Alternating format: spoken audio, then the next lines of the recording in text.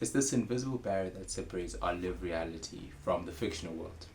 And it exists all around us, from our films to our TV shows, and even this video you're watching right now. The fourth wall is the centerpiece of our entertainment. It offers us a chance to detach from our reality and immerse ourselves in a new reality with characters we slowly learn to fall in love with, and workplaces that become our third places, and relatable storylines that mirror our own personal experiences. But what happens when that wall is shattered and remain keenly aware that all we're watching is words on paper that have been carefully crafted, curated, and presented for our viewing pleasure? And that's the question I want to answer in this video. How does the fourth wall relate to our own social experiences, and why are we so drawn to it? And I have a few thoughts about that. Good morning, good evening, good afternoon, and welcome to the Casual Collective. Ta-dum. Ba-da-ba-bow, boom, ba-da-ba-ba-boom.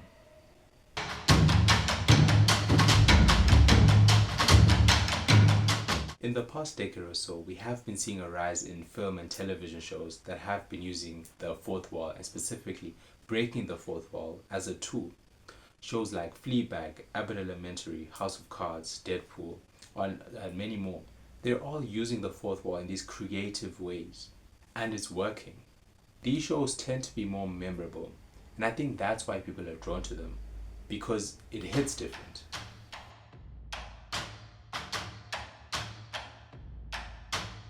On average, a person will spend between 7 to 8 hours on all forms of media, and that includes TV, streaming, gaming, social media, etc. And that number can go up to 12 hours in more tech-intensive countries like the USA. And the sad part is that number is going to continue to rise because social media and tech companies are constantly tailoring their apps to keep us there longer, keeping us more engaged, developing more personalized algorithms, developing more personalized feeds that trigger these releases of dopamine, keeping us on these apps longer. And the sad part is all that time spent is just empty calories. See, we're given the illusion of connection because we are exposed to each other's lives, and through our stories and our posts capture our achievements and milestones. But we're missing something. Likes and instant reactions have replaced deep and meaningful conversations between people, meaning the social part of social media is becoming a faux pas. It's becoming this embarrassing imitation of what being social actually means. Because even though social media is giving us the same feelings as we would have with meaningful relationships, it does not have the same foundations. And now what we're left with is these feelings of emptiness and feeling less connected than ever, despite the advertisement of these social media companies.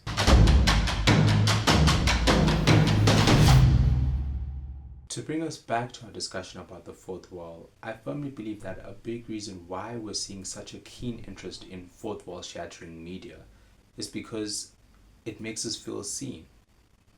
Fourth wall shattering media is designed to be personal. It's designed to immerse the viewer into the characters' lives in a way that feels immersive, personal, and authentic. For example, in Fleabag, you feel a sense of personal responsibility and connection to the main character when she constantly engages with the camera, when she constantly engages with us, cracking jokes and being authentic with us about her feelings and what she's going through. It's her facial expressions, her eye contact, it's her authenticity, her emotional availability. These moments are effective because they remind us of what real relationship looks like. It's those embarrassing and awkward moments that build a friendship or even romantic relationships. And so we're drawn to these characters showing up as their full, authentic selves. It's very enticing, and I would also even say liberating, to experience that, even though it's in the form of a TV show or film. In an age where social media has entrenched each and every part of our lives, we have commodified other people's perception of us. And so the idea of watching someone fully express themselves without any facade deeply resonates with us on such a deep level, and in ways I don't think we fully understand. As a society, we are losing recipes. We are not as connected as we feel we are or think we are.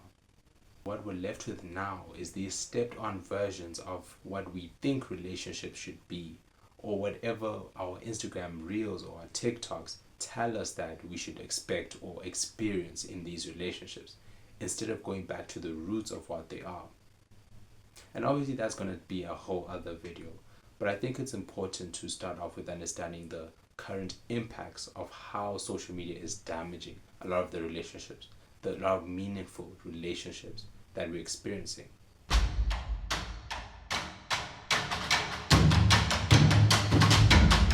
I would like to speak about what we can do to avoid falling further into this Black Mirror-esque abyss. And I have 3 things. Number 1. Do the knowledge, nigga. The more you equip yourself with knowledge and understanding of how these tech companies and social media companies are operating and are utilizing these socially destructive media, the less likely you are to be passive onlookers, and the more easier it will be to be more proactive about ways to avoid the social media rot that we're facing in our society. Number 2. Go touch grass. It's as simple as just going outside, connecting with actual people. And it's not about having long conversations, but simply saying hi, acknowledging a person does so much for you. Smiling at a person, it does a lot. And third, Jesus!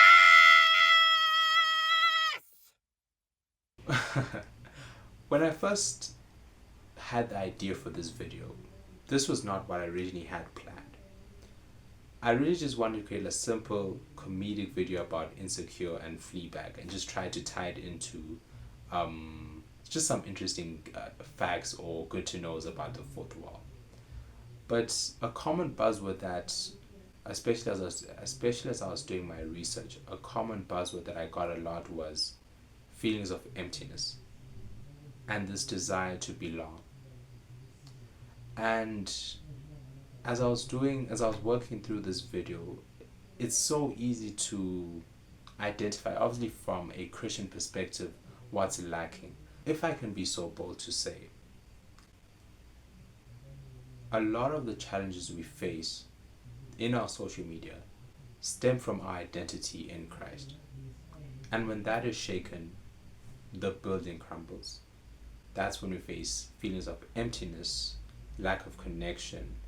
And so I think for me, as real as those challenges are and those feelings and experiences are, and I don't want to invalidate them in any way, I also want to make my own claim or point people towards Jesus. And I think that that's because that's the source of life.